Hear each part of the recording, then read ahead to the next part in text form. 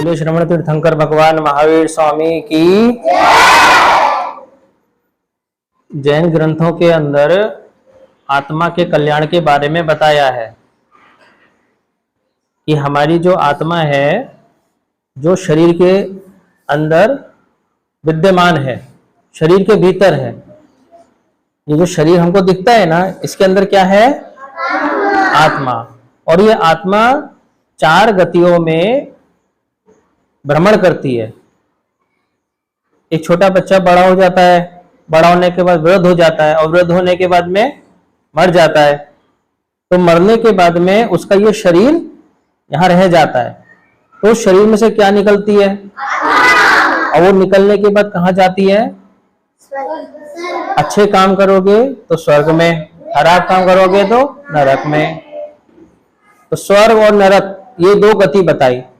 लेकिन इसके अलावा 2 गति और भी हैं। एक होती है त्रियंच गति। कौन सी गति? और एक मनुष्य गति। तो हमारी जो ये आत्मा है कितनी गतियों में भ्रमण करती है? 4 गतियों में भ्रमण करती है। लेकिन हमें इन 4 गतियों से इस आत्मा को मुक्त कराना है, नहीं तो हमारा ये चक्र चलता रहेगा। बार बार एक शरीर छोड़ेंगे, दूसरा शरीर पकड़ेंगे, फिर शरीर छोड़ेंगे, अगला शरीर पकड़ेंगे, कभी त्रियंच में जाएंगे, कभी मनुष्य में जाएंगे, कभी नरक में जाएंगे, कभी देव में जाएंगे। बस भटकते रहेंगे, भटकते जाएंगे, गोल गोल घूमते रहेंगे। हमें इस गोल गोल चक्र व्यू से बाहर निकलना है। समझ में आया? तो चक्रव्यूह से बाहर निकलने के लिए जैन ग्रंथों में इसके बहुत सारे उपाय बताए हैं। किस्से, कहानियों के और कथाओं के माध्यम से हमें आत्मा का बोध हो सके, इस विषय पर बताया है। तो एक जैन ग्रंथ है जिसका नाम है राय पसेणी सूत्र। क्या नाम है? इस राय पसेणी सूत्र ग्रंथ के अंदर एक श्वेतांबिका नाम की नगरी में एक राजा रहा करता था, जिसका नाम था राजा प्रदेशी। क्या नाम था? राजा प्रदेशी। वो नास्तिक था, वो भगवान को नहीं मानता था, वो अच्छे कर्म बुरे कर्म में बिलीव नहीं करता था, शरीर के अंदर आत्मा होती है वो बिल्कुल भी स्वीकार नहीं करता था। एक दिन किसी ने उसको बताया कि इस शरीर के भीतर क्या होती है? आत्मा होती है। तो उसने एक जिंदा आदमी को बुलाया और उस जिंदा आदमी को मृत्यु के घाट उतार दिया, मार दिया। फिर मारने के बाद उसके शरीर के टुकड़े टुकड़े कर दिए, हाथ काट दिया, पैर काट दिया, गला काट दिया, कान काट दिए, सब टुकड़ा टुकड़ा छोटा छोटा पीस कर दिया। और क्या ढूंढ रहा था उसमें से? इस शरीर के अंदर आत्मा होती है, मैं ढूंढना चाहता हूं कि कहाँ है आत्मा। तो उंगली काट दी, ढूंढ रहे आत्मा कहाँ है। गला काट दिया, आत्मा कहाँ है। तो वो राजा नास्तिक था और उसने कहा कि मुझे आत्मा कहीं दिखाई नहीं दी, मैंने शरीर के टुकड़े टुकड़े कर दिए हैं।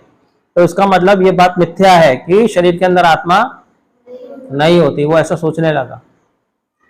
तो एक बार वो नगर में भ्रमण कर रहा था, तो उसे एक उद्यान में, बागीचे में एक जैन संत दिखाई दिए। उनका नाम था केशी श्रमण, केशी मुनि। ठीक है, केशी कुमार श्रमण भी बोलते हैं। तो उस राजा प्रदेशी ने उनके साथ तत्व चर्चा, धर्म चर्चा की।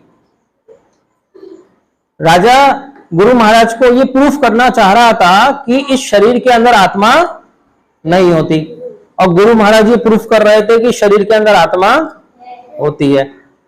तर्क और वितर्क दोनों चल रहे थे। तो गुरु महाराज ने एक कथा सुनाई, एक कहानी सुनाई।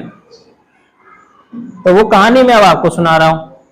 वो कहानी क्या सुनाई? 4 लकड़हारों की। लकड़हारे कौन होते हैं? जो जंगल में लकड़ियां काटते हैं। वो चारों लकड़हारे अपने गांव के नजदीक के जंगल में सूखी लकड़ियां काटते थे और गट्ठर बना करके बाजार में बेच करके अपना जीवन गुजारा करा करते थे। एक दिन गांव में बहुत जोरदार बारिश हो गई। उस बारिश की वजह से पूरा जंगल भीग गया, सारी लकड़ियां गीली हो गई। अब जब बारिश शांत हुई तो एक लकड़हारा अपने 3 मित्र लकड़हारों से बोला चलो जंगल में जाकर के अब हम लकड़ियां लेकर के आते हैं। तो बाकी बोले अरे कैसे जाएंगे, लकड़ियां तो लेकर आ जाएंगे लेकिन लकड़ियां तो सारी गीली होंगी, तो हमारी गीली लकड़ियां खरीदेगा कौन। फिर एक उसमें से एक बूढ़ा व्यक्ति था, वो बूढ़ा लकड़हारा बोला कि यहाँ से 10 कोस दूर एक और जंगल है, शायद वहां पे बरसात नहीं हुई होगी, चलो वहां जाकर के हम लकड़ियां लेकर के आ जाते हैं। लेकिन वो थोड़ा दूर है, तो उसके लिए हम अपने साथ में खाना पानी का भी इंतजाम लेकर चलते हैं, भोजन का इंतजाम करके चलते हैं। तो एक हांडिया में एक आग, अग्नि होता है ना, उस अग्नि को हंडिया में कोयला वगैरह डाल करके और खाने की कुछ सामग्री वगैरह लेकर के वो चारों लकड़हारे हाथ में कुल्हाड़ी लेकर के 10 कोस दूर के जंगल में चले गए। तो एक कमजोर लकड़हारे को उन तीनों लकड़हारों ने बोला देखो हम सब लकड़ियां काटने के लिए जंगल में जा रहे हैं, जब हम वापस आ जाए तो तुम हमारे लिए भोजन तैयार करके रखना, इस हंडिया में अग्नि जली हुई है और इस अग्नि का उपयोग करना, और ये चावल दाल ये कच्चा सामान है, इसको तुम भोजन रूप में तैयार करके रख लेना। ठीक है, वो सब तीनों लकड़हारे चले गए और जो चौथा लकड़हारा था वो वहीं बैठकर सोचने लगा अभी तो बहुत देर है, इतनी जल्दी खाना बना के क्या करूंगा, थोड़ा सा विश्राम कर लूं, थोड़ा सा आराम कर लूं। तो वो एक पेड़ के नीचे जैसे ही लेटा तो उसको क्या आ गई, नींद आ गई, गहरी नींद में सो गया।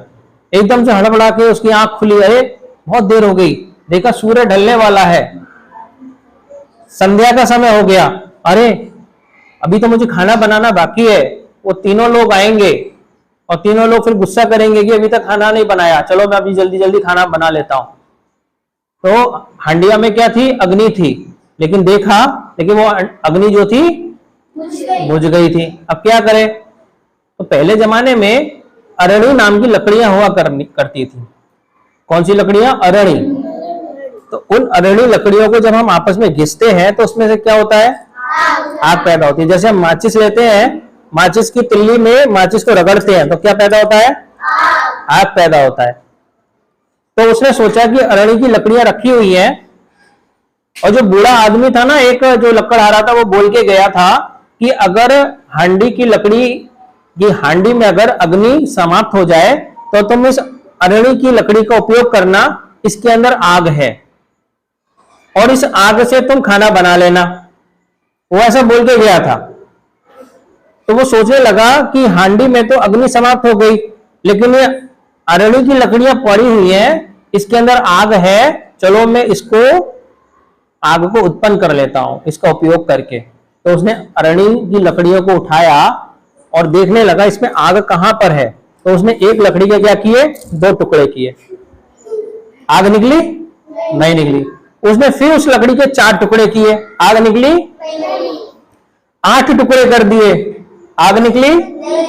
वो माथा पकड़ के बैठ गया, कैसे मूर्ख लोग थे जो मुझे कह के गए थे कि इस अरणी की लकड़ी में आग है, आग तो मुझे कहीं दिख ही नहीं रही है, कहां है आग इसके अंदर।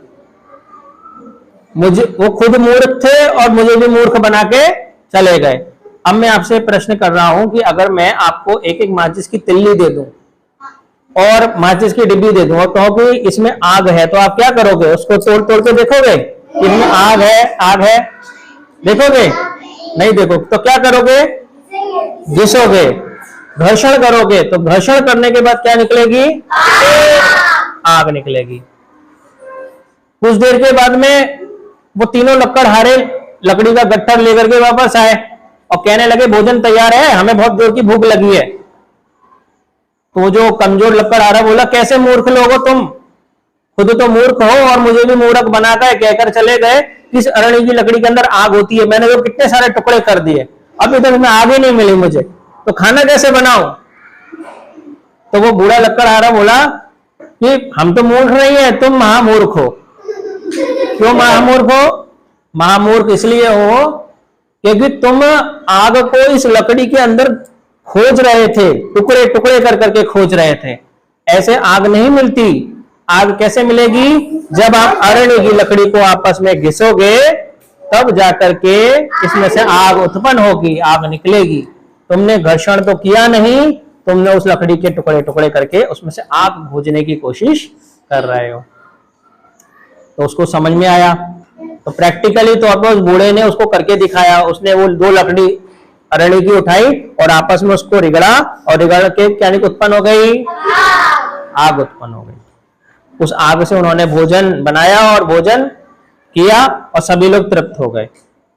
तो इस कहानी से यह शिक्षा मिलती है, और इस कहानी के माध्यम से केशी कुमार श्रमण ने राजा प्रदेशी को समझाया, देखो तुम इस शरीर के अंदर आत्मा ढूंढ रहे हो, ऐसे आत्मा नहीं मिलती। आत्मा कैसे मिलती है? जब हम तपस्या करेंगे, ध्यान करेंगे, उस योग के माध्यम से जब हम इस शरीर को तपा देंगे तब जाकर के हमें आत्मा का दर्शन होता है। ऐसे दर्शन नहीं होगा हम अपनी आत्मा का दर्शन कर लें, ऐसे दर्शन नहीं होगा। तपस्या करनी पड़ेगी। क्या करनी पड़ेगी? मेडिटेशन करना पड़ेगा, ध्यान करना पड़ेगा, मौन धारण करना पड़ेगा, उछल कूद नहीं करनी पड़ेगी। भगवान के सामने एकाग्रचित होकर के, उनकी मुद्रा को देख करके अपने अंदर जो आत्मा विद्यमान है उस आत्मा को देखना पड़ेगा, तब जाकर के हमें आत्मबोध होगा। बात समझ में आई? तो इस कहानी से यही शिक्षा मिलती है कि अगर हमें आत्मा देखनी है तो हमें तब तपस्या करनी चाहिए और ध्यान करना चाहिए। जिन आगम के विरुद्ध मैंने कुछ अशब्द का उसके लिए मिच्छामि तुक्कडम। जय जिनेन्द्र। और नीचे जो वो सब्सक्राइब का बटन है ना, उसको हिट करो, जल्दी से करो सब्सक्राइब।